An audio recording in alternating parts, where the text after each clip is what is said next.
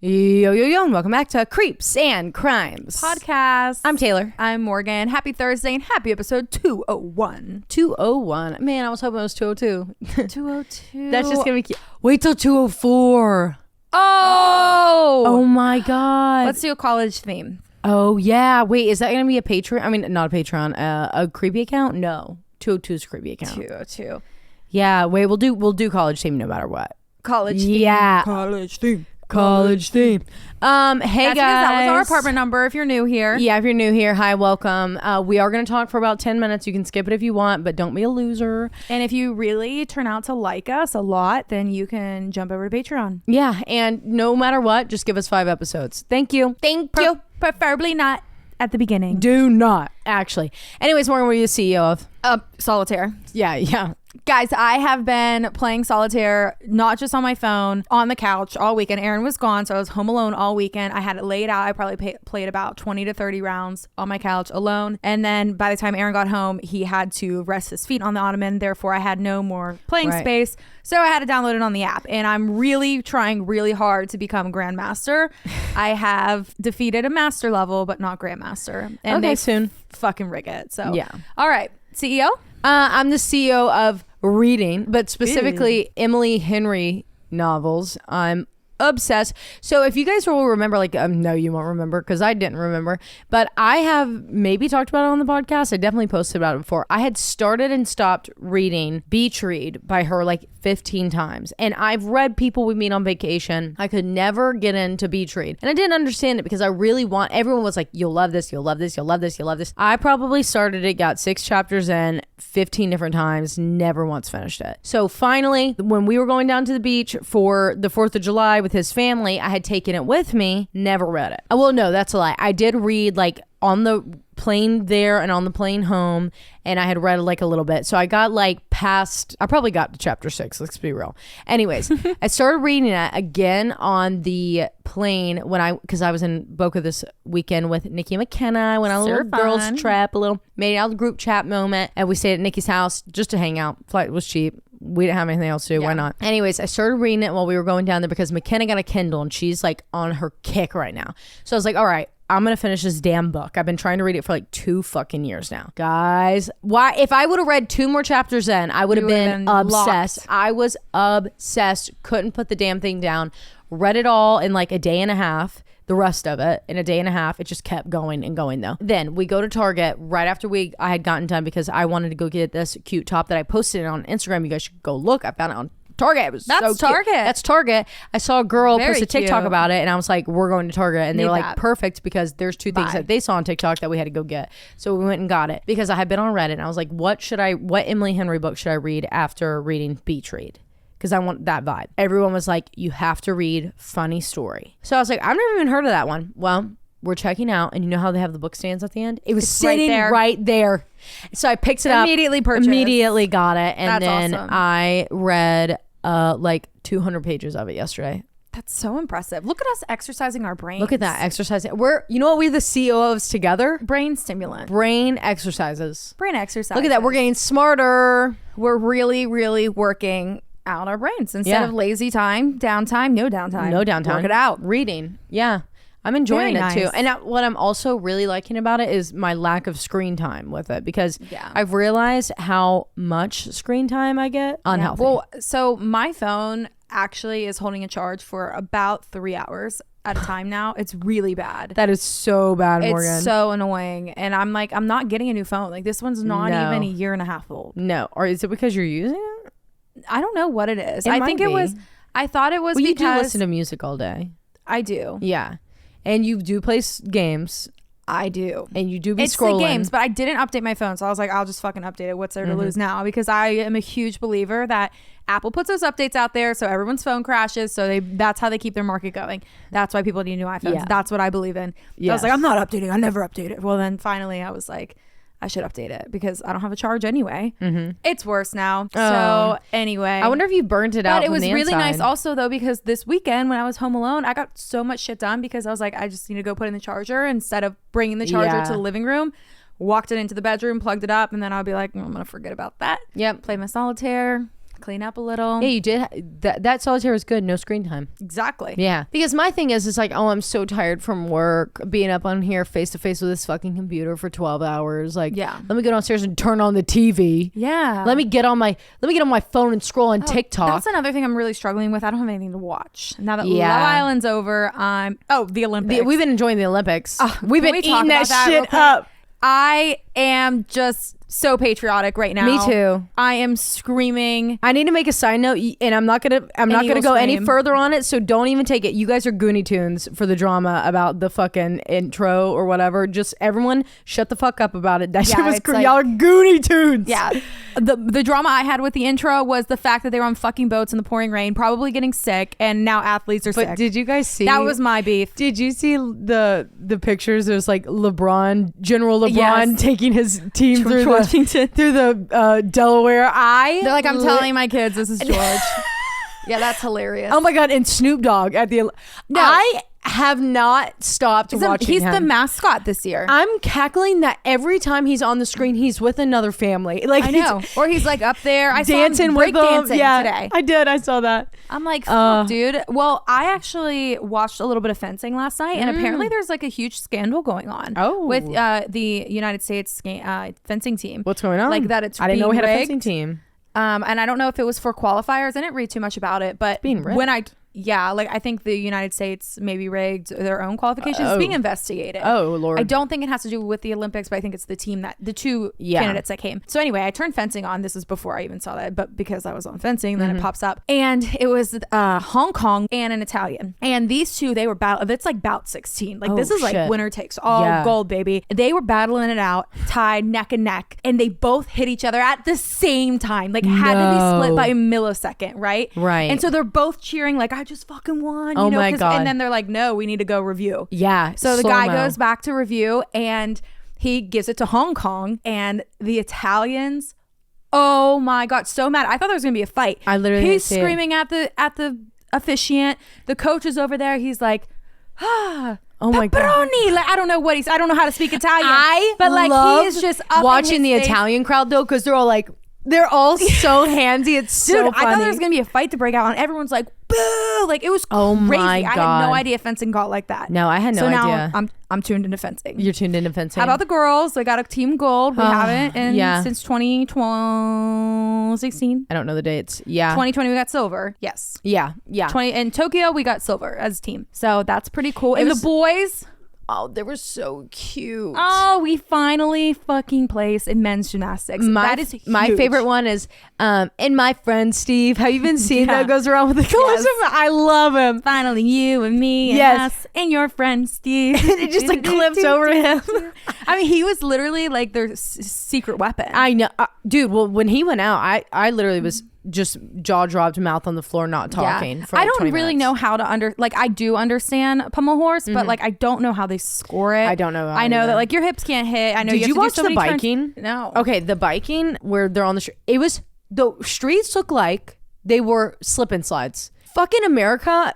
Number one, wiped out like not number one in the race. I think they were like 13. Anyway, wiped out like 19 times. Oh my God. Everyone was wiping the fuck out. There was this one dude almost ran over because he like ran into the roller barricades. derby. Literally, they couldn't stop. It was insane. And I was like, why would they have it on with this much rain? Paris actually needs to just take a step No, back. Paris needs to. France, babes, get it together. You're not feeding people. Everyone's starving. It's flooding. There's E. coli in the fucking river. The triathlon has been delayed for 3 days now because there's still high levels of E. coli, and yet the mayor jumped in. You know about the poop protests and everything.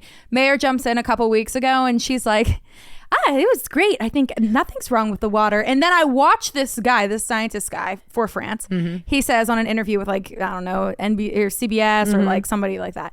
And he's like, I mean, it's just a little bit of E. coli that puts it over that threshold that makes it just too high. A little bit? A little bit? To put it over the threshold. E. coli kills people. Yeah, what are we talking about? We're talking about people being in this water. And the mayor was in this water for 20 seconds. These are no triathlon swimmers, marathon I thought it was really swimmers. nice.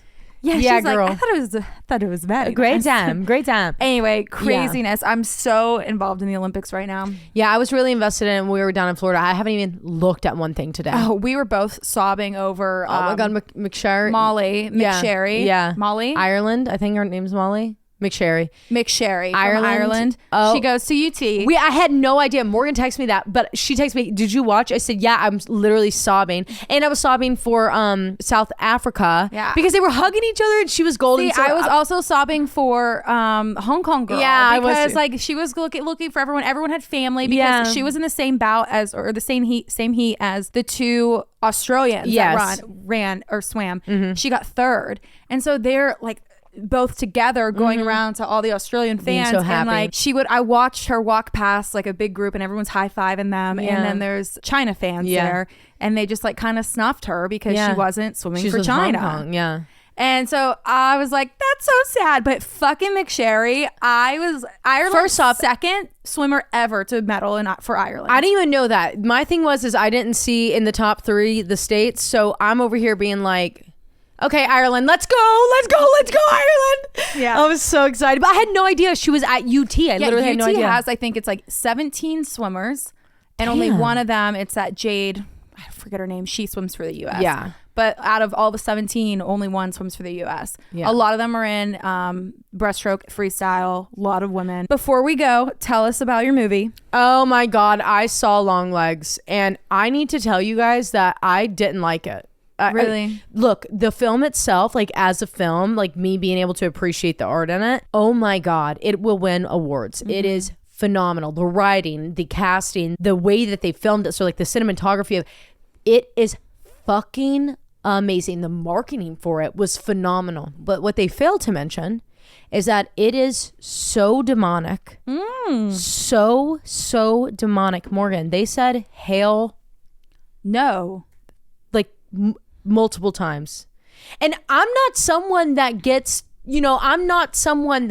like weird about shit like that, Yeah, but it like gave you the vibe. It like when it was said, Yeah. it was like every time I was just like, oh no. What movie did There we was watch? Satan. There was Satan in the back, like demons, like horns and shit and symbols, and it was just, but it wasn't like where it was like, oh, I could be like, okay, it's just like witchy. No, that shit was like made me feel weird. Yeah. Doesn't matter. Let's move on. You ready to go? If you're driving, throw that shit on cruise control. If you got a glass, pour that shit up. and let's get creepy.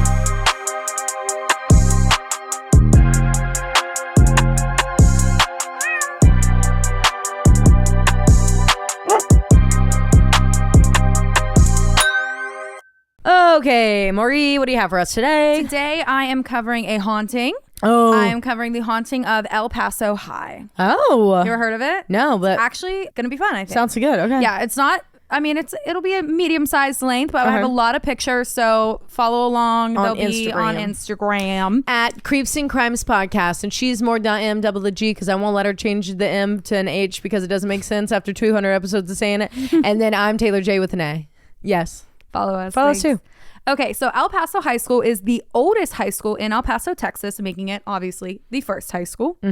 It was established in 1916, and it's located right at the base of the Franklin Mountains. Okay. So it's nicknamed the Lady on the Hill. So a lot of people will be like, "Oh, are you a Lady on the Hill alum?" Like, Oh, that's like really cute. So the Lady on the Hill, due to its view of the city of El Paso and its boundary with Ciudad Juarez, Mexico. So it's like right on the border. It was designed with a classic revival style and Greco-Roman design by the architectural firm Trost and Trost. So giving it a lot of character from the outside as well as the inside. It cost $500,000 to build the school in 1916, which is about $15 million today. Oh my God. While it seems the architects paid every bit of attention to the outside, they didn't spare a penny for the inside. The main corridor floor was made of marble. Halls were made of oak and classrooms made of hard marble. Oh my God. Most of the bathrooms and locker rooms were made with marble and porcelain. Oh my God. This school's first floor, because it sits up on a hill, is below street level, where the second floor is the street level. But the first floor wasn't really the ground floor. Yes, it is common for high schools to have basements, but is it common for high schools to have tunnels underground that go from the school all the way downtown? What? It's, yeah. Crazy. The That's tunnels crazy. were discovered around the 80s, and most corridors of the tunnels are blocked off, but we will come back to this when we talk about the hauntings. The school sits on top of the fully cemented football stadium called Jones Stadium that has a capacity of 8,000 to 12,000 people. Sources vary on that. And it's actually so stunning. So here's a picture. So the football stadium is like below the school. Okay. Oh, yeah. my That's the high school God. behind it. That looks like the Coliseum. Yeah, it's fucking gorgeous. Guys, It is the go most look on beautiful school I've Instagram ever right now. seen. This is the most stunning thing I've ever seen. Imagine going to school there. Imagine being in a football game with that as your background. Oh my God. Like that's giving like Charge the Checkerboard like a whole nother meaning. Yeah, If you're real. from Tennessee, you get it. In 1920, shortly after the school was built, the school board members were infiltrated by members of the KKK. The school board Was infiltrated by KKK members. Whoa. According that's to fucking historian crazy. and author David Romo, he said that between 1921 and 22, the KKK kind of was growing like wildfire, especially in the Texas area. I'm sure. And it attracted probably 3,500 El Paso members. Oh my God. And probably the most prominent member was Tom Lee Sr., the former mayor. Oh shit. So there is a whole scandal about the KKK. I mean, not a scandal, but a whole history with the KKK in this El Paso. town. Yeah. And corruption scandal with KKK members. So I guess a scandal. Yeah. Yeah. During this time, the influence of the KKK was far-reaching among local leaders. They managed to make their way into the El Paso Herald, which is their media, placing 13 of their members on the editorial and publishing board, as well as local law enforcement by placing 12 members there. Oh my God. They also infiltrated the school board and changed the names of 6 schools in El Paso after men that they deemed Texas heroes. Therefore, because they infiltrated El Paso High, this changed the name of El Paso High to Sam Houston High. Oh, I don't even want to know who Sam Houston was the president of the Republic of Texas, People's Republic, as well as the governor of Texas. He served under General Andrew Jackson and was appointed to oversee the removal of the Cherokee from Tennessee into Arkansas. He also was a known slave owner throughout his life. And while he obviously made some pretty awful and terrible choices throughout his life, he was honored by not only the KKK in granting the name of a school after you, but also the state of Texas, because he was granted a very prominent city named after him. Houston, Texas. Oh. It's named after him. My God. Morgan. Yeah, mindfuck. I saw that. It was just literally like the smallest glimpse in my research. I'm like, who's Sam Houston? Because that's what they named the high school after. I'm like, gah. Shut the fuck up. When El Paso High was renamed Sam Houston High School, it was followed by a year of strong community protests. And by February of 1923, the KKK was defeated in local polls. Therefore, their presence and El Paso soon died out, and the name for the high school was reestablished as El Paso High School. Thank God. Yeah, so they kind of like were, one, the community was like, absolutely fucking not. Absolutely fucking Two, not. whenever voting came around, they were able to vote them out, and then their presence wasn't removed entirely from the city of El Paso. Not. El Paso High School had a lot of firsts. They were the first school to offer music classes in the state. They were also the first school to include a modern language like Spanish and other courses. And they were first in the state to have a student military corps. This was organized by the district superintendent named Calvin Esterly, who was a retired Army officer that went to West Point.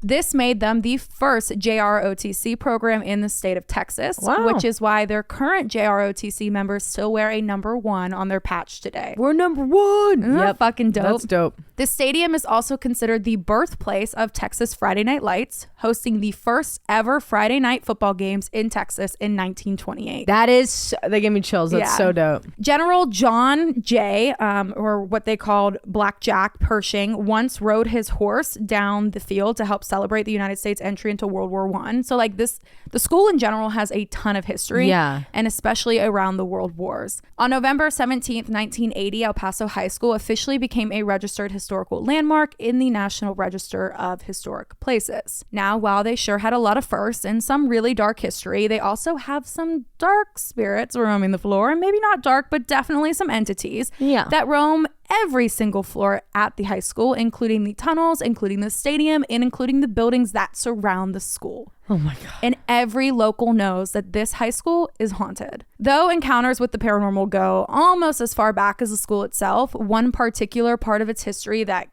shouldn't be ignored was its time working as an overflow morgue during the World Wars. Oof. Of course, they had a very interesting architect of the building, like the basement, aka the tunnels, that temporarily held bodies that were shipped into El Paso in the wake of the Spanish flu outbreak. Ooh. And also combat deaths from World War II until the next of kin could be informed. Oh God. So they were like A morgue. a body holding place. Yeah. This area, so down in the basement or the tunnels, this area is the site of many shadow entities, a lot of knocks, a lot of bangs, and a lot of unexplainable sounds and a lot of cries. Oh. But according to some teachers and students, this basement was once home to classrooms. It was the late 1920s, early 30s, sources differ, when it snowed.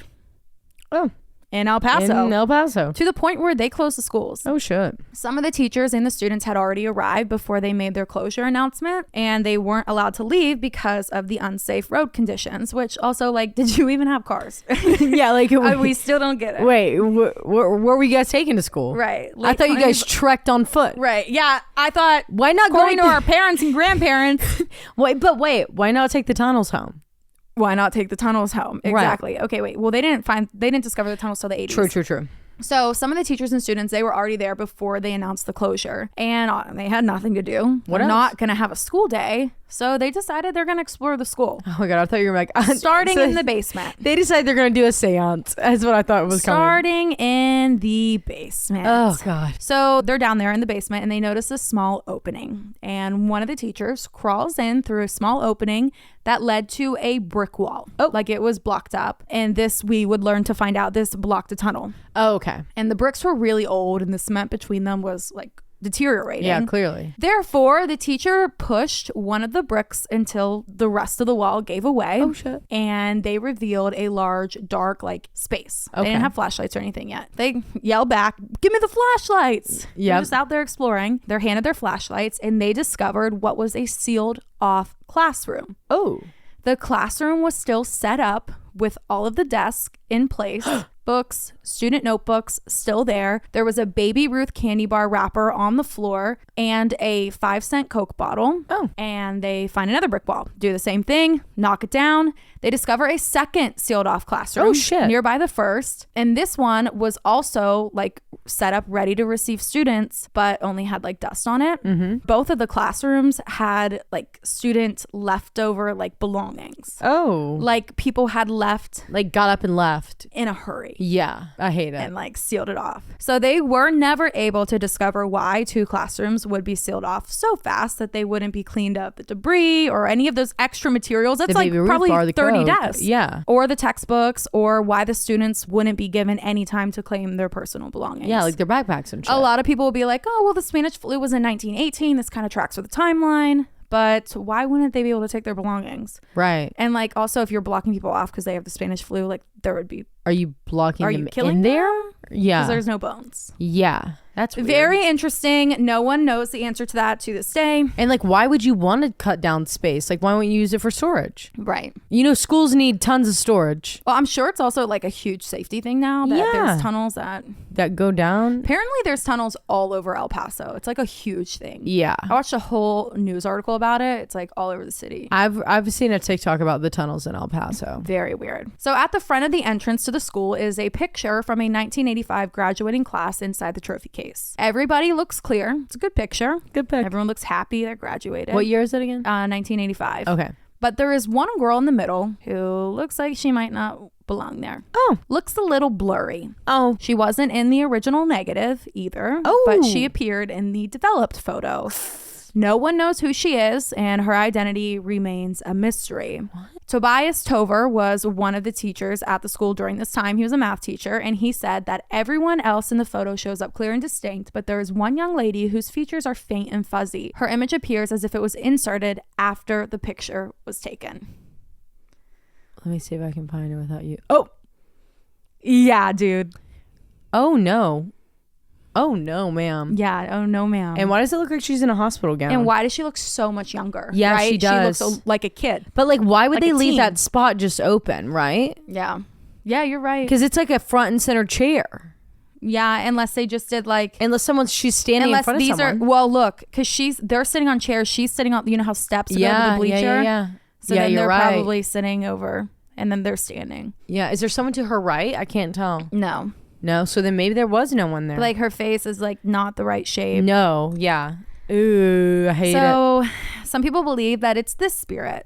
Trigger warning for suicide. In 1922, there was a teenage girl who committed suicide by slitting her wrist and throwing herself off the school balcony. Oh, God. Her soul still remains, and many believe that she is the blurry image in the 1985 class picture. Since her death, people have seen the image of her flying past windows as if her spirit is constantly replaying the day that she died. Oh, no. The school also got several reports of her walking in one specific hallway near where the balcony was. So they closed off this hallway, bricked it up. Whoa. They built a wall, leaving the lockers and everything as is in that hallway. So I think that's like the response to the school for a lot of things. Yeah. They're like, block it off. Just shut it down. We'll add a new building, block it off. Why? That's crazy. Yeah.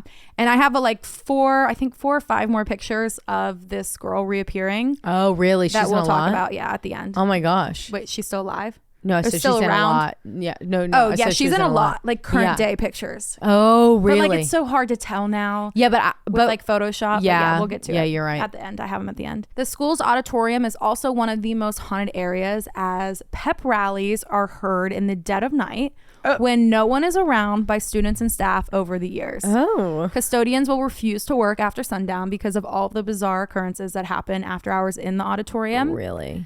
This story goes that one night, Coach Danny McKillop had brought his track team back from a competition in Austin, Texas. Okay. They had arrived pretty late at the school, around 10 o'clock. And when the students, they put all their stuff in the auditorium because they locked down most of the school. So they go in there, they grab their backpacks. And when they're gathering their belongings, in the hallway or with the locker room, I don't know where they are. They're gathering their belongings and Coach McKillop hears their fight song. Oh, Here's cheerleaders and here's other pep rally noises. So he's like, oh my God, they're surprising the track team. No one ever cares about the track team. Doing this for Holy us. shit. So he goes running to where the auditorium was. And when he opened the doors, everything was dark and it was quiet. Oh, and that it was was sad. completely empty. So he is fucking like, well, I don't know what the fuck I just that heard. was crazy. So he goes back down to where his students were. And then the noise started again. This time, the whole team heard it. So everyone goes running to the auditorium again, opens the doors, and yet again, everything was dark and quiet. Oh my God, that's so sad. Yeah. That is so sad. They turned on the lights and they looked around, but no one was there. Like they're going to surprise us. They're going to flip on the lights and everyone's going to be here and no one's there. Yeah. And they were so proud of themselves too. They're like, oh my God, Oh my God, they did this 10 o'clock at night. Oh my God, this is crazy. Track team. That's so sad. No way. They searched this. Okay, so these two stories differ. So one version of the story is that it's the track team and the coach that find this.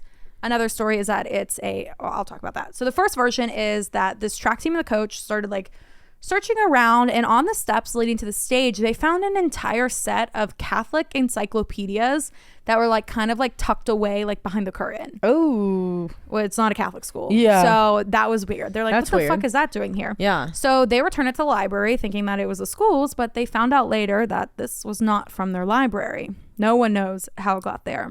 But like I said, the story varies. And some say that it was actually during remodel when construction workers were removing the steps leading to the stage. And that's when they discovered in the steps the entire Catholic encyclopedia. Oh, okay. Which I believe that's I think that one makes a little bit more sense. Yeah. Because like, why would they start looking around to see if they're hiding? Like, is anyone here? Yeah, and then no. that's sad. That's really, if they were literally looking around and found these, that's really, really sad. Yeah. And if the auditorium is haunted, then of course, so is the gymnasium. Back in the 80s, there was a coach and his team. They were just starting basketball practice. It was around 6 p.m. when soon after starting, two of those really like, gym doors, like heavy access doors, violently swung open. Oh, God. No one there, just swung open on their own. I would shit my pants. Those Thinking things are that, loud. yeah. Thinking that the wind had somehow caused this opening, they dragged one of their benches over and like pushed it up against it to keep it closed. And then not even minutes later, this heavy bench slides across the room, like gets thrown across the gymnasium, and the door slammed wide open once again. Oh my God. They said basketball practice ended after that, and they ran out as fast as they could, and they never looked back. Get your shit. Let's go. We're having practice at 3 p.m. That's not nighttime. probably exactly what happened down in those shut down damn classrooms. Them down them shut down them. Down there in them shut down them classrooms is all I was trying to say that they found. Like some creepy shit happened, like get your shit, go. Yeah, board it up. Board the gym up. We'll build another one. Lock it up, yep. Yeah, we'll just build another Burn one. it down, lock it up. Now, it's also believed that this is just days before they discovered like the whole network of tunnels underneath the school, and that these doors were its access point. Oh. To like get into that hallway to get down. Okay. Not sure. I only saw one source say that. Just wanted to include it because it sounds a little just in case. creepy, you know. There's no woman in white or red here, but this is the USA. Therefore, if it's not white or red, then it's blue. Oh, girl, let's go. Something new. So, of course, let's talk the story of the woman in blue. According to the journalism instructor, Angelo Plecluda, he and his students were working really late on the yearbook one night. Been there, done that. When they finally called it quits, like around midnight. And as the group was exiting the building, the teacher saw someone down the dark hallway. Yep. He said that he saw a young lady wearing a blue chiffon prom dress from the 40s or 50s standing by the exit side. It's giving Carrie. And he's like, oh, it's a student here. Like, what's going on? Are you doing, So he's assuming it's a student, and he waited as the girl started coming towards his direction. But as she got closer, this girl in the blue chiffon prom dress began to become transparent. Oh. And he noticed that she was not standing on the floor, but rather hovering midair, only to just disappear when he got closer. Oh, shit. And if the auditorium in the gymnasium is haunted, then you better bet your bottom dollar the football is too. Friday Night Lights, baby. Friday Night Lights, baby. There has been spotted ghostly football players on the field, as well as shadow entities in the stands, and the sounds of crowds cheering when the stadium is empty. It's like this area is just one giant like poltergeist, or one giant time loop where souls get trapped and relive their high school days. Or maybe if you ever think like, what's your personal hell gonna be? Mine's gonna be reliving high school. Like anyone that ever thinks that goes to El Paso High in the afterlife. And you have to just relive your life. And you're just like, and that's why they are having pep rallies and stuff. Like that is your hell. That's crazy. That's where everyone's hell is. El Paso High, maybe. I don't know. But it's fucking freaky. So here are 4 other times the ghostly little teen girl has been spotted on camera. And then that's all I have for you guys. So again, these pics will be on Instagram. And I got all of these pictures from the radio station Kiss blog post online. So the first photo was a photo sent into the radio station by the current golf coach at El Paso High School. He took it when his kids hung out after school near the principal's office when the staff was already gone for the day. So it's zoomed in. Oh my God. For you I see it. Oh my God. Yeah, that's her. I don't know if it's that girl specifically, but her face is like about the same shape. And it's a little girl, dark hair, same features. Yep. Oh my God. The second photo was taken earlier in the summer of 2021, and it was sent in by someone who listens to the radio station. And it features a local El Paso High School student that's posing in front of the school. But if you look closely, the image in the bottom right, mid right, also looks like the ghost girl. This one I think is photoshopped. I'm not gonna lie. Because of the dress. Oh yeah, well let me tell you something right now, that is photoshopped. But if it wasn't, that's crazy. Like if you're like, hey, take a picture of me on this, like I can only tell because of there's no shimmer over her from the where the glass would be, like it would be in all the other ones. Yeah, unless it's her falling, like they say. But it looks like she's inside. Yeah, that one looks photoshopped to me. Yeah. This one is a little freaky. So this picture was taken last summer. Sandra took a picture of her cousin outside of the school. And in the picture, if you like really zoom in, it looks like the girl is like mimicking like the way she's standing, like head tilt and hand on her. So she's just outside the school, right? Mm-hmm. Oh my God. It looks like she's on the balcony. Yeah. Oh my God. No, that one's creepy. Okay, and then the final picture was sent in by someone named Brenda to the radio station, and it was taken during graduation at El Paso High School about 10 years ago. Same window as the golf coach, like the same stairs, same window that the golf coach took last year or this year. And this photo also has like a lot of orbs flying around it. Yeah, she's in the same spot and same place, like on her chest and stuff, like the same height. No, that's creepy. Yeah. So there's anyway, a lot of orbs in that. Yeah, that's El Paso High School. Good. I love it. I wish I had more answers. I know. But like even like the high school website like doesn't have like their history like written out. Yeah. And because I think that school district has like 5 other high schools. Yeah. So like the website is like really a bunch of other high schools. If you need to like enroll your kid in school. Like, I got nothing out of it. Yeah. Not gonna lie. Anyway, that's all I got. Morgan, that was really good. I really liked it. Thanks. I can't wait to zoom in on all the pictures later when we post them. You guys go check them out. And we'll post them in the order that we'll post them, and we'll do like the description on the bottom too, so you know exactly which one we're talking about. I'm about to start my case, but before I do, I need to beat Mila's ass because she's slamming her body into the door. So 1 second. Okay, got rid of Mila. All right. The case I have for you guys today is the case of Jonathan Luna. And this was recommended to us by one of our listeners on an Instagram poll that we had done. And I cannot for the life of me figure out what your name was. And so if it's you, you know it's you. Thank you. I love you. This case is crazy. So I want you guys to literally tune in beyond. Sorry, I'm choking on my You're my literally water. choking in the middle of it. Yeah. Okay. I can't wait. Okay. So it's 5 a.m. on Thursday, December 4th, 2003 in Denver, Pennsylvania, which is located in rural Lancaster. Is that how you say it? Lancaster? I don't know. I say County? Lancaster. Whatever. When two employees from the well drilling company Sensing and Weaver arrived at work at the company's like offices / headquarters / warehouses, which is located at 1439 Dry Tavern Road in Brecknock Township, ? And as they're getting their things together to prepare for their day of work, they notice this like red glowing light a little ways down the road from them, like shining out. It's not moving, and it's almost like eerily shining through the darkness of this cold, misty morning before the sun could rise. And so it's really noticeable because really there were no other lights in this area at all. Like I said, it's like a pretty rural part of the county. So like after 20 minutes of realizing that this light was not going to shut off on its own, and if it's a car, not going to drive away, these workers kind of grow concerned that maybe someone had wrecked on these dark, winding roads and might need help. Therefore, the workers decided that they would go check it out. And as they got closer, their suspicions were confirmed as they realized it was a brand new 2003 silver Honda Accord. It's your car. Yeah, it is. Your former car.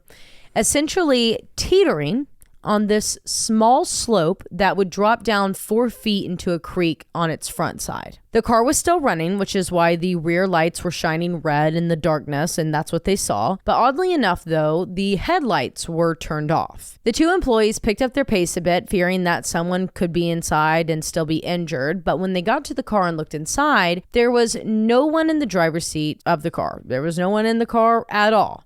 However, there was this very large pool of blood.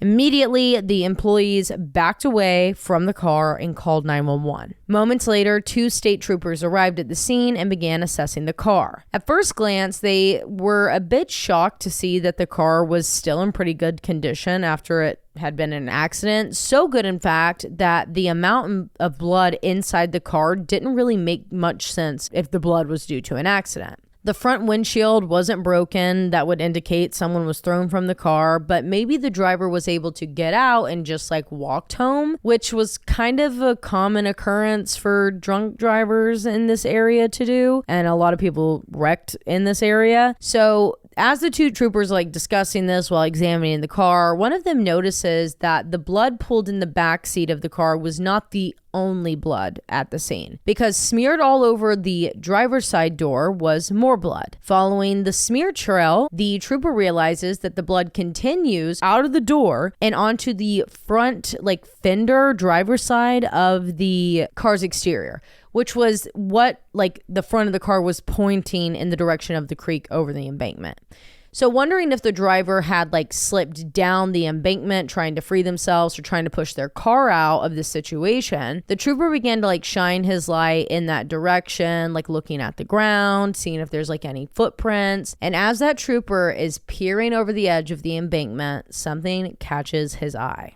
In the stream was the body of a man lying face down in the water just below the car's engine, and the man was wearing what looked to be a suit and a black overcoat. Immediately, the troopers call in for backup because this person is very clearly dead, and within the next hour, the scene is flooded with local and state police. The forensics teams began examining the man and flipping him over to try and assess his injuries. And this is when what they thought was a tragic car accident shifted to a high-profile crime scene. When they looked at the front of the man's body, they realized that he had been stabbed several times in the neck and chest. And hanging around the man's neck was a lanyard with his ID on it. This was the body of 38-year-old Baltimore Assistant United States Attorney Jonathan Paul Luna. Holy shit. By all accounts, Jonathan was a hardworking, focused, and really well-liked family man. He was born on October 21st, 1965 in New York City, raised by his mother and father in the Patterson Housing Project just beside Yankee Stadium in the South Bronx. Jonathan was an amazing student when all his entire school career, and he completed his undergraduate degree from Fordham University before continuing his education at the University of North Carolina School of Law, where he met the love of his life, Angela Hopkins, MD, as she attended the Chapel Hill School of Medicine to become an OBGYN. Aww. The two of them got married on August 29th, 1993. Powerhouse. And would later have 2 children. No, really. After graduating from law school, Jonathan worked at the multinational law firm Arnold and Porter in Washington, D.C. from 1993 to 1994, then the Federal Trade Commission from 94 to 97, and later he returned to New York City to serve as a prosecutor in Brooklyn before moving to Baltimore, where he became an assistant United States attorney. Well, as investigators continue to process the scene back in Baltimore, 95 miles or an hour and a half drive southwest, Jonathan Luna was actually reported missing to the FBI because he was a no-call, no-show for the final day of a trial and was not home that morning when his wife awoke. And as we have learned covering cases in the past such as Chandra Levy and Joyce Chang, when a government employee goes missing, even if it's for a few hours, they have to be reported to the FBI. And it didn't take long for the FBI to connect the missing persons report for this assistant U.S. attorney to the case that was currently unfolding in Denver, Pennsylvania. The FBI ascended on the scene, confirming his identity and quickly working to have Jonathan and his car extracted from the scene, taken to a secure facility where an autopsy could be performed that very day and the car could be thoroughly processed. Meanwhile, at the scene, once his body and the car were removed, local and state police, along with the FBI and U.S. Marshals, began a massive hunt on the ground for clues, rushing to gather as much evidence as they possibly could because there was this huge, massive, crazy snowstorm approaching the area that would compromise the entire scene if they did not work fast and diligently. Always happens. Always happens. And they were so right because by the time night fell on Thursday, December 4th, and the sun rose on Friday, December 5th, the scene was buried under 10 inches of fresh snow. Mm-hmm. And unfortunately, before the snow fell, investigators were unable to locate a murder weapon or any sort of physical evidence that would help them in this case at all. Shit. By Saturday, December 6, 2003, the FBI in Lancaster County coroner Dr. Barry Walp spoke to the media, revealing the findings of Jonathan's autopsy to the public for the very first time. And really, the details that were shared during this press conference are basically all that has ever been released because the formal findings are still kept closed. According to Lancaster online reports, Dr. Walp found that Jonathan suffered 36 stab wounds. Oh my God. To the chest and neck. From what, for the most part, seemed to be a small knife of sorts, like a pocket knife or a penknife.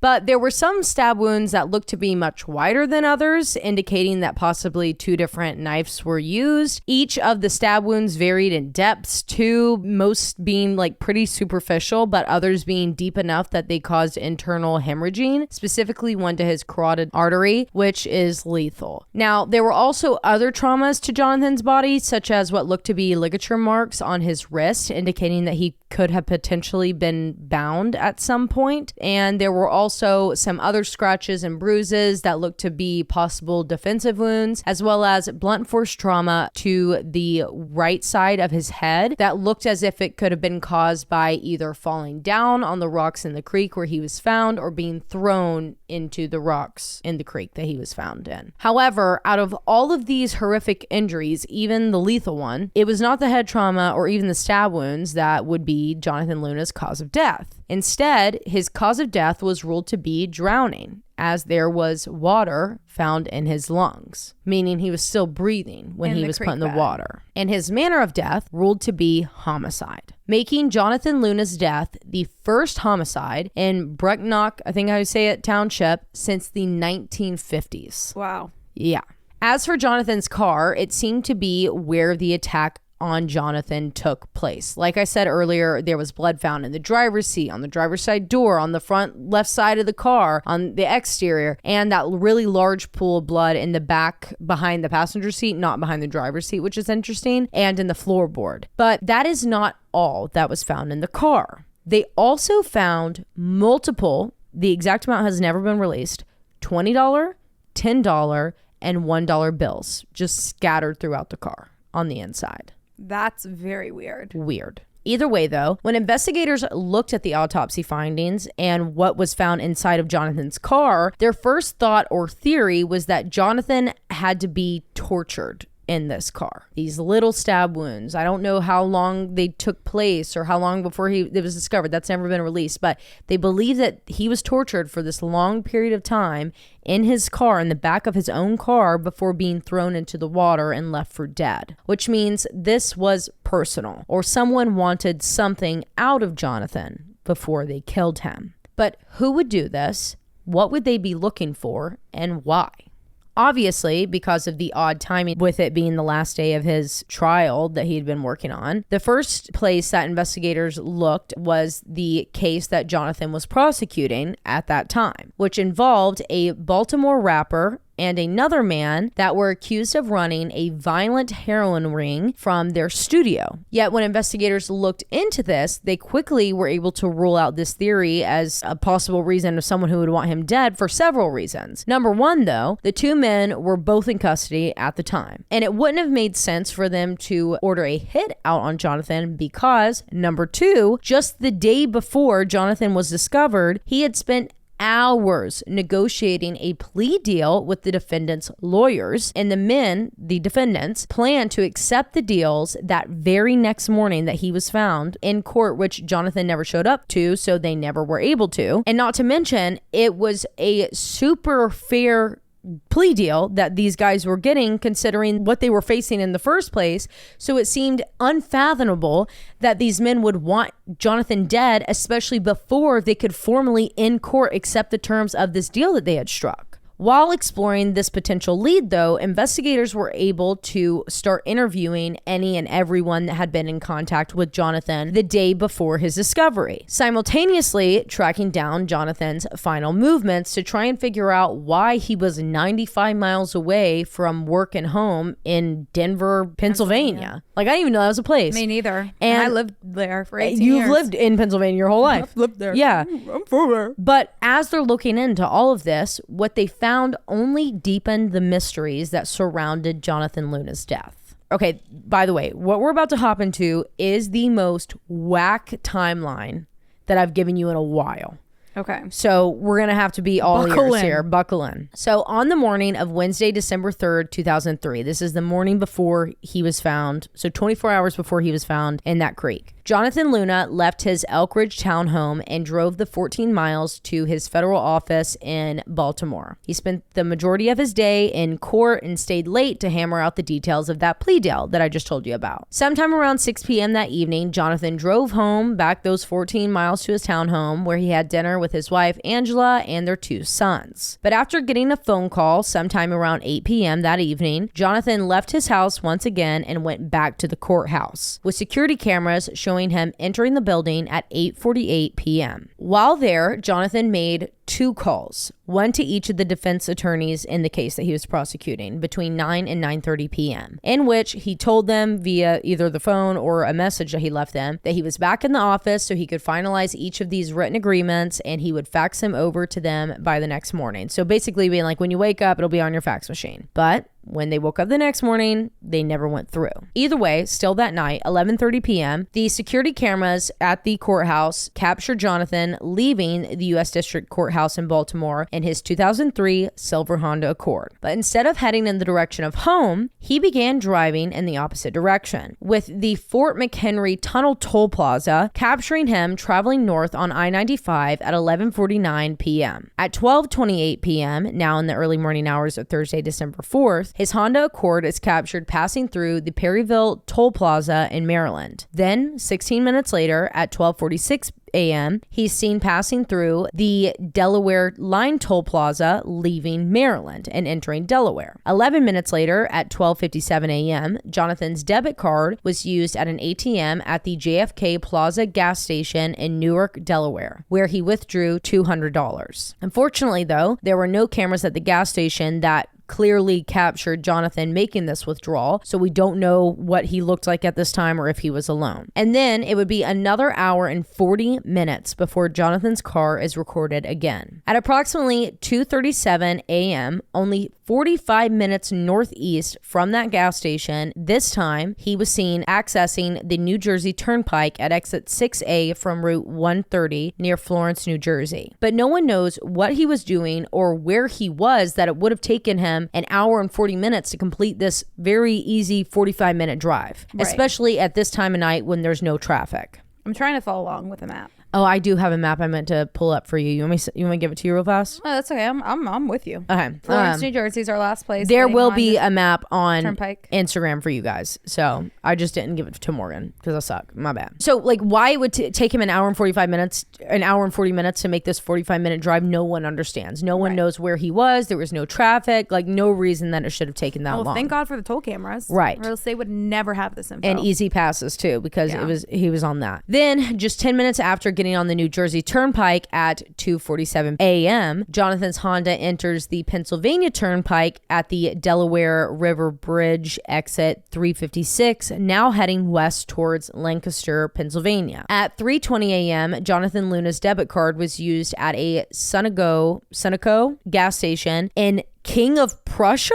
Best mall ever. I've never heard of that place in my life. King of Prussia. Okay, Pennsylvania. And interestingly enough, it shows that he purchased not one, but 2 tanks of gas at this gas station. Now, the gas station security cameras show both Jonathan and another man at the gas station at the same time. But the footage itself has never actually been released, only like details about it. And it's not explicitly said if Jonathan and this man were together or if this guy was pumping gas at the same time and Jonathan offered to fill it up for him, or if Jonathan had pumped his gas and then put another tank of gas in like a spare tank and then put it in the back of his car. And if that was the case, I have not found any reports that say that there was a separate spare gas tank found in his car or anywhere at the scene. But either way, And why would he need that? Why would he need that? I assume the gas station store itself was closed based on the next interaction that is reported about Jonathan that night, because it said after getting gas, Jonathan went to a nearby convenience store and purchased some soft drinks. Some reports say 2, some say 3, and the majority of them just say like multiple. He bought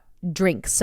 Now, unfortunately, there was no security cameras at, that has ever been released or talked about at this convenience store. But thankfully, investigators were able to interview the clerk that was working that night, and he actually remembered Jonathan. The clerk told investigators that Jonathan seemed to be super chill, very casual, just like any other day. Nothing's wrong, not in a rush, not panicked, doesn't look weird. And then the clerk made another comment, which was that he thought that there might have been another person with Jonathan, but he didn't know or recognize or couldn't describe this other person. Granted, the information has probably just not been released if there was a description or if he said there was someone for sure. So I don't know, but I do know that he mentioned that he was not alone, which is interesting. So Jonathan and possibly this other person that he could have been with leave that store, and the next time his car is captured is at 4:04 a.m. This time he is exiting the Pennsylvania Turnpike at the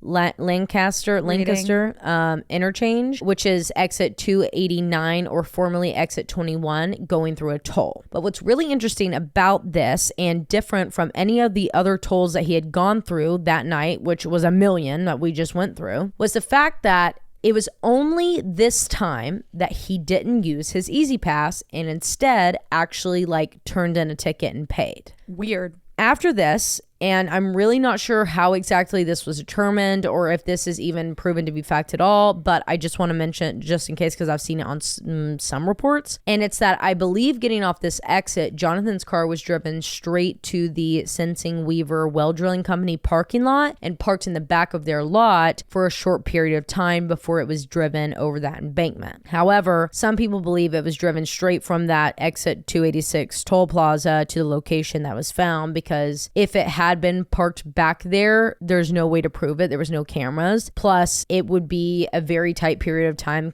considering he got off the exit at 4:04 a.m. And from what I could tell, using the maps on Google Maps where you put your little person down and you drive it yourself. I did that for about an hour and a half today. That's why we were late getting on this recording. It would at most take them 15 minutes to get from that exit to the parking lot, or at least 4 minutes. So let's just say he takes that 4-minute route. The car would have been parked there by 4:10 a.m. and then have been moved and already been at the crash site by 5 a.m., which is when that first employee arrived and noticed the red lights already shining down the road.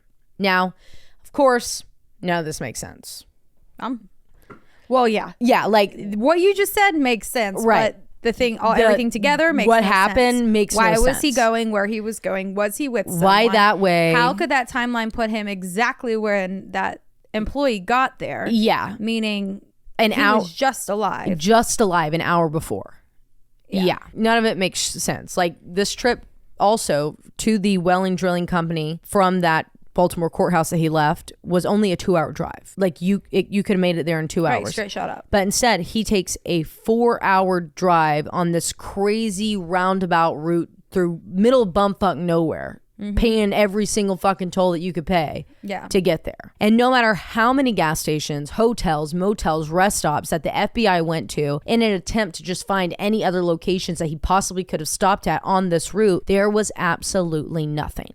No one recognized Jonathan Luna. No one saw anything suspicious. No one saw his car. No one saw him. And before you ask if any calls were made from his cell phone or to his cell phone during this crazy ass trip, or maybe did it ping off of any of these locations? No. The answer is no, because it's not that it was off. It's not that it was missing or anything like that, but instead because he didn't bring it with him. He left it on his desk in the courthouse along with his glasses, which he could not see without to drive. And he didn't have contacts. What the fuck? Yeah. However, so maybe he was forced into the car and then he was trying to just drive around by himself time. Maybe. However, what really stood out to investigators was the fact that Jonathan stopped and got a ticket when he entered the Pennsylvania Turnpike and then stopped to pay it, knowing damn well that he has an Easy Pass and had been using that Easy Pass all night except for that one time. Because to investigators, this meant either one, Jonathan was no longer driving his own car, someone else was, which wouldn't make much sense considering the fact that it took him the exact amount of time that he would need to get from that gas station convenience store where he was inside talking to the clerk totally fine to this exit, or number two, that he was doing this as a clue to help investigators once he realized he was in serious danger. Like what we saw in the Denise Amber Lee case, where she pulled out her own hair and took off her rings and stuffed them into the seat of her abductor's car to help police, aka her daddy, identify him. So very quickly, the FBI was able to track down the exact ticket that Jonathan Luna had turned into that toll booth so they could fingerprint it. And when they got it, they found something incredibly disturbing. On that ticket was a single drop of blood. They sent it off for testing, and it came back as belonging to Jonathan Luna, meaning that he was already injured in some capacity at 4:04 a.m., whereas just 30 to 45 minutes earlier at that gas station, at that convenience store, when we have him on security camera, we have a witness there with him. According to the clerk, he was totally fine.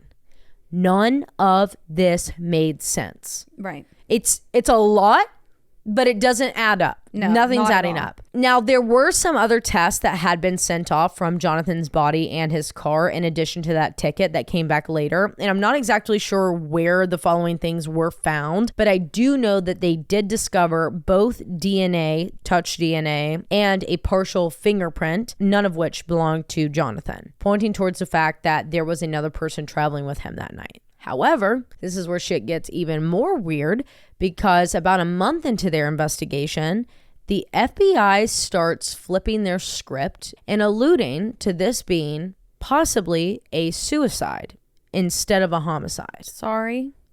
Only a month in. How many stab wounds? 37? 36. 36. To the neck and chest.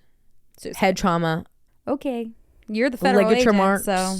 And this stemmed from what investigators found when digging into Jonathan Luna's personal life. Starting with the fact that those who knew him and worked with him believed that his job might have been in danger, because it was relatively well known by all of those in the Baltimore legal circles that Jonathan and his boss, Maryland U.S. Attorney Thomas Biagio, didn't get along real well. And many of Jonathan's co-workers and Jonathan himself believed that he might be getting let go soon. Now, DiBiagio initially came out himself and made a public statement being like, no, that's not true. I loved him. He was the best. He's amazing. I love him. However, then he goes back on that statement when some more information was released to the public about Jonathan's workplace. Because according to an interview with Jackie Rodriguez Cross on the podcast Somebody Somewhere, hosted by David Payne, it came out that Jonathan had filed an equal opportunities complaint against DiBiagio before his death, where he alleged and detailed experiences of discrimination by DiBiagio. And Jonathan was just one of many other co-workers that filed several different complaints against him. In one instance, Jackie, that was interviewed, detailed Jonathan was forced to leave the Department of Justice building in Baltimore and locked out of it by DiBiagio after a disagreement, only to be forced to stand out there until they would let him back in.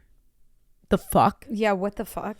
Now, she never went into detail. I don't know if she couldn't remember it, but she never explained exactly reminds what me of middle led. School when I was forced to stand outside the classroom until I was let back in. She couldn't detail what exactly happened that led up to this, but she was like, it was jarring, the event in itself. But still, it just shows you that this was not a good work environment that Jonathan was in, and it wasn't all peaches and fairy shits, and fucking DiBiagio came out like, no, I swear to God, I loved him like a son. Loved it. Yeah, no, you didn't. Why would you do that?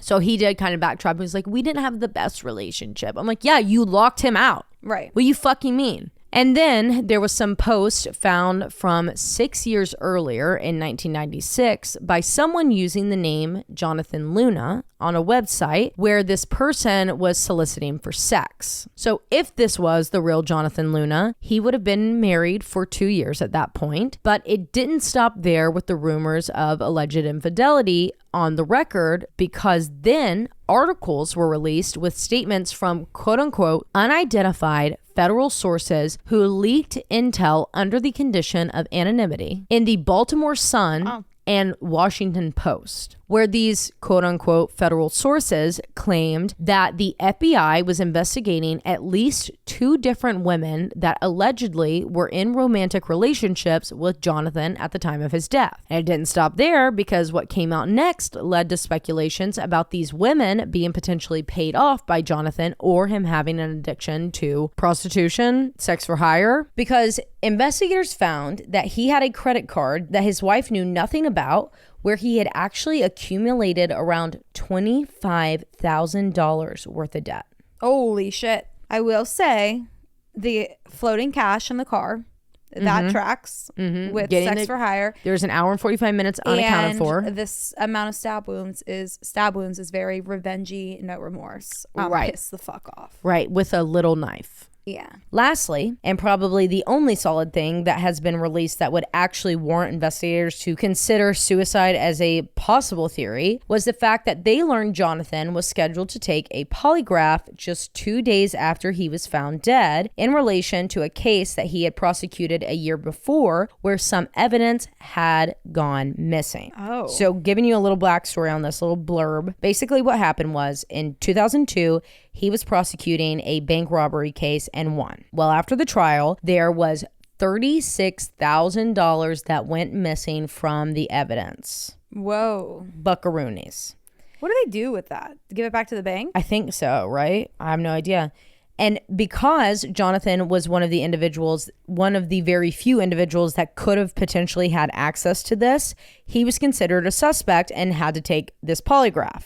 But actually, the scheduled polygraph for December 6th was a second scheduled date for Jonathan's polygraph because he had postponed the first one so he could focus on the trial that he was wrapping up at the time of his death with the Baltimore rapper and the heroin drug ring. Now, another thing that was leaked by those anonymous federal sources was the alleged quote unquote true reason as to why he was considered a suspect in that missing $36,000 of evidence case, with the sources claiming that it was not because he simply had access to the evidence that was stolen, but instead because allegedly Jonathan received over $10,000 wired into his bank account from an unknown source just days after that $36,000 went missing, and he was planning to use that money to pay off some of that credit card debt that his wife knew nothing about, leading investigators to theorize that maybe he wasn't murdered and instead took his own life that night, planning this elaborate kidnapping attack situation to make it look like he was being targeted by someone to try and silence him for taking that polygraph. And if he didn't take the money himself and knew who it was that had stolen it, that's why they were keeping him silent. But if that was the case, where the fuck is a murder weapon? Right. If he took his own life, it should be right there. It should be there. It should be in his hand. It should be in the can't car. It should die be and then dispose of a murder. Right. We say it all the time. You can't kill yourself and then hide the weapon that you did it with. Right.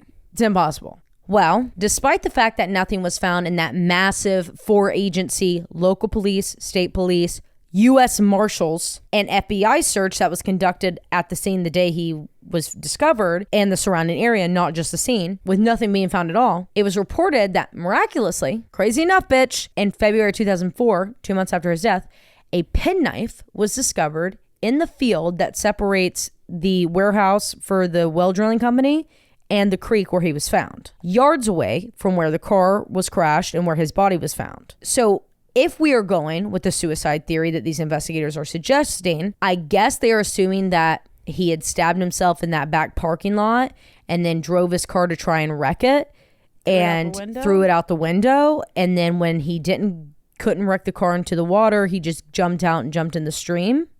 But that's a lot for someone to do who just stabbed himself 36 times. I feel like when people are suicidal, like I don't think that's the way that it happened. I'm sure it's happened before. Yeah. But this just doesn't make sense to me. Not at all. And then it only gets weirder because a year into the investigation of Jonathan's death, a new coroner came out to the public and made some insane allegations against the FBI, which was the Baltimore office that was investigating Jonathan's death, where he claimed that those FBI investigators who were handling Jonathan's death came to him and asked him to change the manner of death in Jonathan's case from homicide to suicide. And he reviews the reports and says, no, I refuse. That nothing in this suggests that it's suicide, especially without doing a coroner's inquest. So can we do one? And they ghosted him. What the fuck? Someone's hiding something. Well, to the public and Jonathan's family and friends, everything started to look fishy, to say the least. Specifically with the FBI. All of these weird random leaks from the investigation, these federal sources close to the case that knew what they were investigating and knew these leads that were only coming out from these anonymous federal sources. But specifically, it was mainly things that were making people question Jonathan's character, his career, and what his morals were. And it seemed to everyone that even in his death, someone was coming after him. And as time went on, some potential reasons as to why someone might want to discredit or get rid of Jonathan came out. And by someone, I mean the fucking FBI. We're discrediting him? Yes. What? Because they had fucked up majorly. And one of the only people that knew about all of their fuck ups was Jonathan Luna, because he had to clean up the messes. What they do.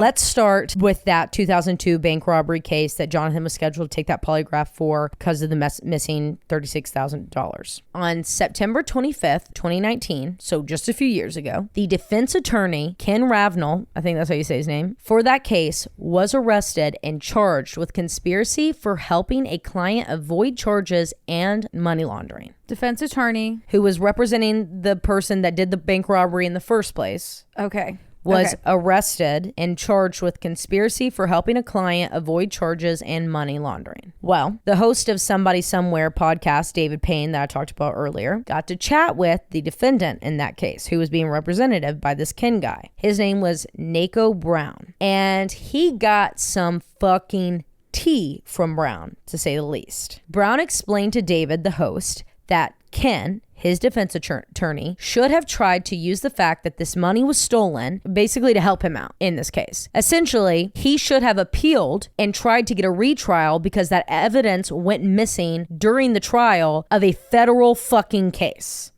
which is absolutely insane, unheard of. So Brown, after the trial's over, because that's when the money went missing, goes to Ken, his defense attorney, and is like, yo, let's appeal this shit. This is clearly a corrupt trial that's going on, that the money got stolen. Because literally everyone that had a fucking pulse around Brown was telling him like, hey, you need to use this to your advantage. But Ken, his defense attorney, didn't seem to see it that way and essentially just shut Brown down, seeming as if he just wanted to get this fucking thing over with and get far away as possible from Brown in this bank robbery case. Obviously, Brown found this to be weird as fuck because this is his literal defense attorney that he's fucking paying to defend him, not doing his job. So he starts to think back to the day that that money went missing, which happened, like I said, during the trial. And he remembered something about that day, specifically something weird about his defense attorney, Ken. Brown claims that the day that the money went missing, Ken didn't just bring his usual little briefcase to court that he always had with him, but instead he brought this huge,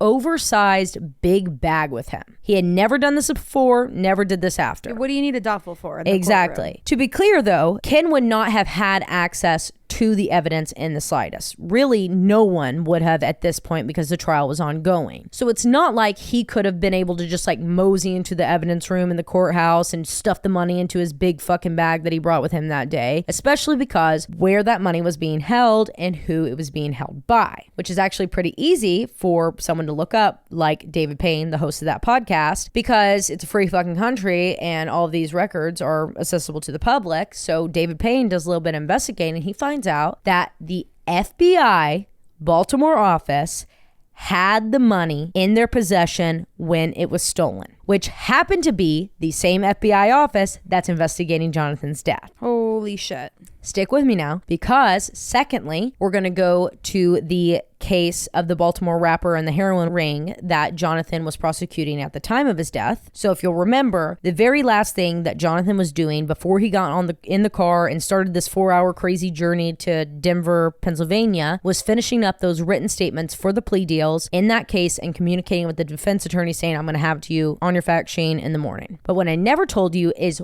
why all of a sudden, towards the end of the trial, these plea deals were having to be offered to the defendants. In fact, no one really knew why until years and years later when it leaked. Turns out that the FBI Baltimore field office had used an informant when building their case against the two Baltimore rapper drug dealers that were running this heroin ring, and the informant was actually a pretty powerful, well-known drug dealer in Baltimore. Well, obviously, because their informant was essentially the only thing holding this case together and the basis for the majority of evidence that they had against these two guys, the FBI had him under surveillance 24/7. Surveillance and supervision. So he knows he's being watched during this time, except for one night where somehow he was able to slip away and no one caught it until days later. Well, during this time that he's unaccounted for by the fucking FBI, dude went crazy. Bought drugs, sold drugs, got in trouble, got in fights, got fucking pulled over, etc., etc., etc. Just caused absolute fucking mayhem, which looked terrible on the FBI, number one, and number two, jeopardized the entire fucking case that Jonathan had built against these two guys, almost unraveled the prosecution. So in an attempt to save face for the FBI and hold his case together, Jonathan did not disclose this information to the defense, which is illegal.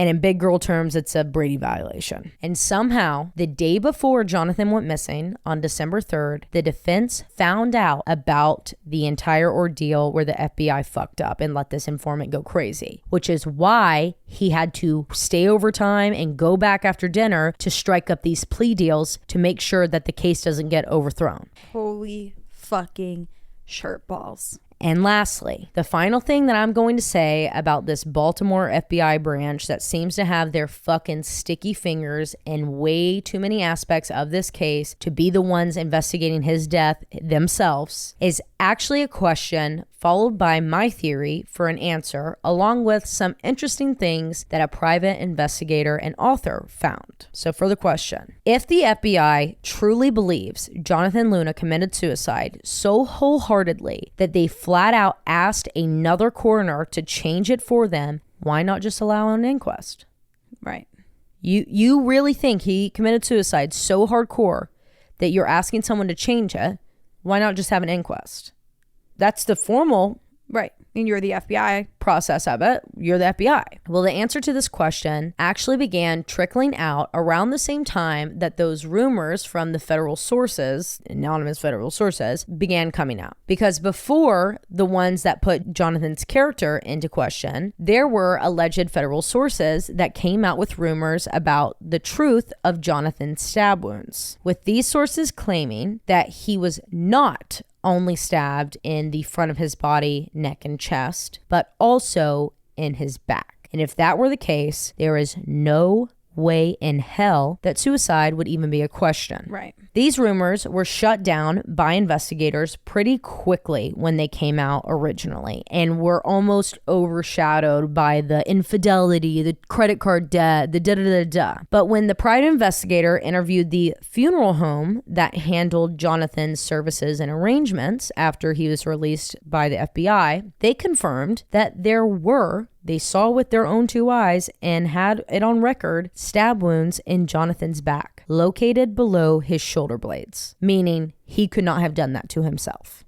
Holy shit. Yeah.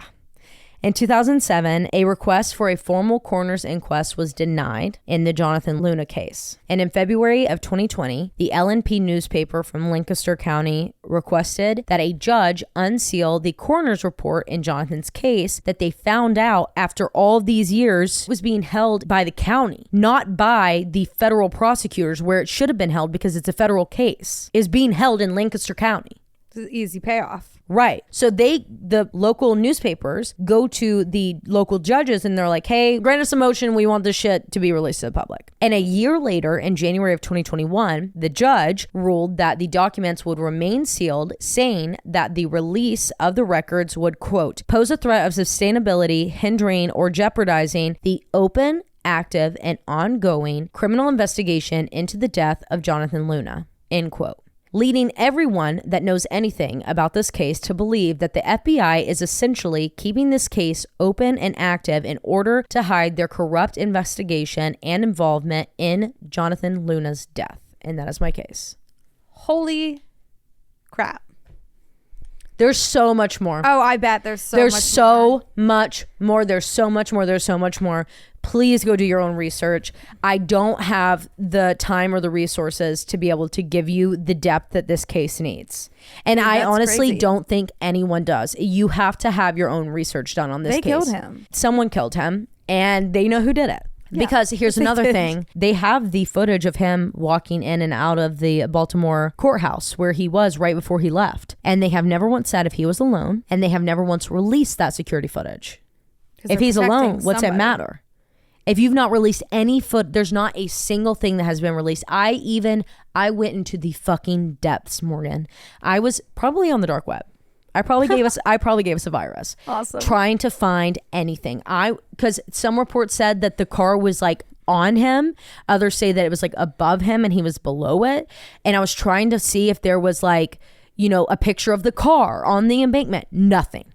Not a single fucking thing. I had to get on Google Maps. I can't believe you have as much information as you do. Dude, the shit that's been released has only been from the Baltimore Sun, the Washington Post, Lancaster, MP, whatever the hell, that have been reporting it from this time, just collecting all these statements and being like, this shit's not making sense. Yeah, that's a crazy case.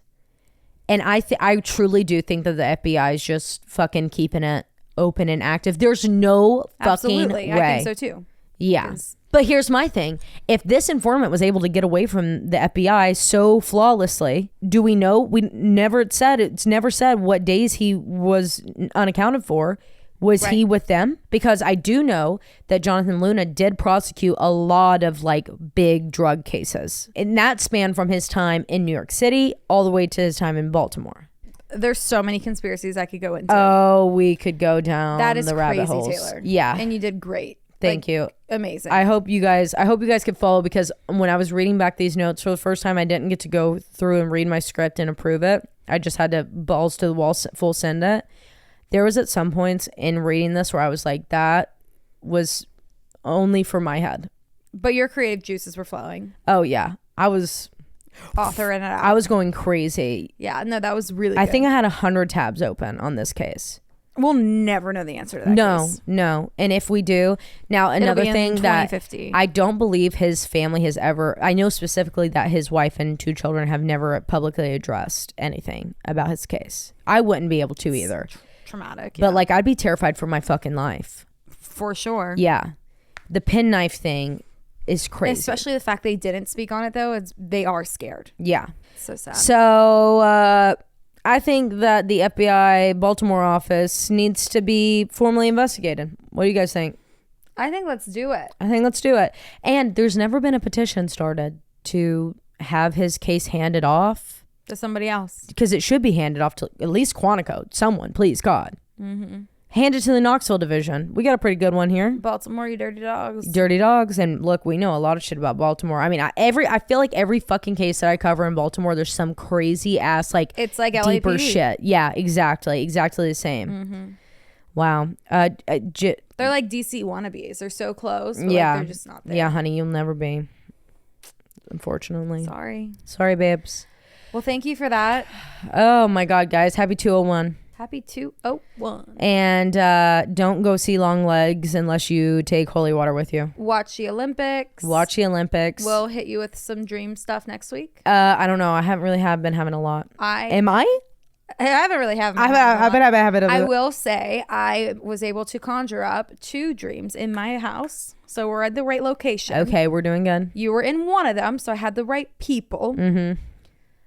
But nothing came out of it. Okay, well, here's another thing. I haven't even written down on paper what it is I'm going to be giving you in your dream. In my dream for you. So if there was something... Well, you know what you gave me? A glitch in the Matrix. That's what you gave me in my dream. Oh, good. I was walking. It was like nonstop, like family members coming into my house. That's awful. And you and McKenna, we were in my bedroom, and I was like, I need to find fucking pants. I was just in like a cropped top, no underwear, nothing. And like it's constant, like feeling like my mom's older sister and like my aunts and like Aaron's aunts and cousins. Everyone was coming to the house. I'm like, guys, find me fucking pants. What date was this? I don't know. I didn't write it down. Morgan, you got to write down the dates. I know. I forgot. Because I wrote down. Actually, I might have. Yeah, pull it up because I had a crazy dream the other night and I wrote it down. It was the only dream I've had since we've talked about them. It wasn't in your house, but it involves a lot of people and us having a party. July 26th. My dream was July 27th. Yeah, July 26th at 6:05. And we were drinking Hendrick's gin on ice. Oh my God. Susan gave us that. Yeah. Okay, so anyway, wait, let me finish this. This is crazy. Like, I don't know. I know we're not supposed to do this, but I have to. No, let's just go ahead and do it because I have one I need to tell you and it involves a listener. Oh, weird. Yeah. So we're in my bedroom and like Aaron's coming in, Luke's coming in, Taylar, my sister. And I'm like, everyone get the fuck out. I was losing my mind. And I was like, Taylor, you have to find me pants. So we go into where the bathroom would be in the bedroom, but it's like this like smoker's closet, like a den. Yeah. And then I'm like, no, this isn't where my closet is. It's over here. So we walk back out and the whole room shifted. No. It's like a whole entire different room. We're opening. There's not a pair of clothing for me at all. So I'm having to walk around and like greet everyone fucking pantless. And we go into Aaron's game room and it's like this big L lounge couch with like a gaming room. No way. Like everyone's playing Nintendo and we're looking in that closet. There's nothing there. Also, this random girl that I used to work with like a year and a half ago, she's like, I'm staying the night, but I'm going out with my friends. Do you care if they come over and smoke real quick? I'm like, no, I don't care. So like I'm also hosting them. Yep. And then next thing I know, you're drinking gin on ice and I'm like, I'll take that too, but it was like a dark brown gin and I'm sitting there pantsless and I looked at you in the dream and I said, this is a fucking glitch, dude. I'm freaking out and I felt so like like drugged Yeah. in it. That's crazy. Yeah. Well, on July 27th, so the next night, I have a dream that we're having our season 5 party at this huge house that we rented. And it was like, I never went inside, but I was only outside, like on the screened in porch for a little bit.